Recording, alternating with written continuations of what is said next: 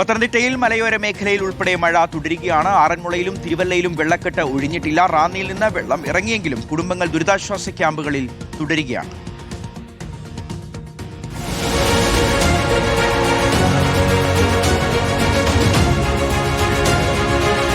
ജില്ലയിൽ മഴയുടെ ശക്തി കുറഞ്ഞെങ്കിലും ജാഗ്രത തുടരണമെന്ന് ജില്ലാ ഭരണകൂടത്തിന്റെ നിർദ്ദേശമുണ്ട്. റാന്നിയിൽ ഇടവിട്ട് മഴ പെയ്യുന്നുണ്ട്. റാന്നി മേഖലയിൽ പമ്പാ നദിയിലും മണിയാർ പെരുന്നാട് മേഖലയിൽ കക്കാട്ടാറിലും ജലനിരപ്പ് കുറഞ്ഞിട്ടുണ്ട്.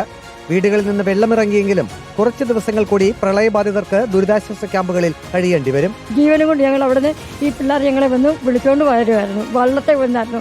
ഇത്രയും വെള്ളത്തിനകത്തുനിന്ന് വള്ളത്തെ പിടിച്ചുകൊണ്ടാണ് ഇവർ വന്നത്. ഞങ്ങളെ എന്താ വെച്ചാൽ ഇനി ചെന്ന് കിടക്കണമെങ്കിൽ തന്നെ പ്രായമുള്ളവരെ കൊണ്ട് ചെന്ന് കിടത്താൻ നമ്മൾ ഇതിനകത്ത് എങ്ങനെ കിടക്കും? ഒന്നേന്നുണ്ടാക്കിക്കൊണ്ട് വരുന്നത് ആരും കണ്ട് എങ്ങനെ ഉണ്ടാക്കിയെടുക്കും എല്ലാം കൂടെ. ദുരിതാശ്വാസ ക്യാമ്പുകളിൽ എല്ലാ സൗകര്യങ്ങളും ഒരുക്കിയിട്ടുണ്ടെന്ന് റാന്നി MLA പഴകുളം മധു പറഞ്ഞു. ദുരിതാശ്വാസ ക്യാമ്പുകളിൽ അവർക്ക് ആവശ്യമായിട്ടുള്ള ആഹാരം മറ്റു കാര്യങ്ങളെല്ലാം ചെയ്തു കൊടുക്കുന്നുണ്ട്. സർക്കാർ എല്ലാ കാര്യത്തിലും ഇടപെടുന്നുണ്ട്. ചെയ്യാൻ പറ്റുന്ന എല്ലാ സഹായം ചെയ്യുന്നുണ്ട്. ആറന്മുള തിരുവല്ല മേഖലകളിൽ വീടുകളിൽ ഇപ്പോഴും വെള്ളം കയറി കിടക്കുന്ന അവസ്ഥയാണ്.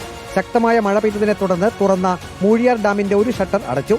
187.60 മീറ്ററിലേക്ക് ഡാമിലെ ജലനിരപ്പ് താഴ്ന്നു. പമ്പ റിസർവോയറിന്റെ എല്ലാ ഗേറ്റുകളും അടച്ചിട്ടിരിക്കുകയാണ്. കക്കി റിസർവോയറിന്റെയും എല്ലാ ഗേറ്റുകളും അടച്ചിട്ടിരിക്കുകയാണ്. റിപ്പോർട്ടർ, പത്തനംതിട്ട.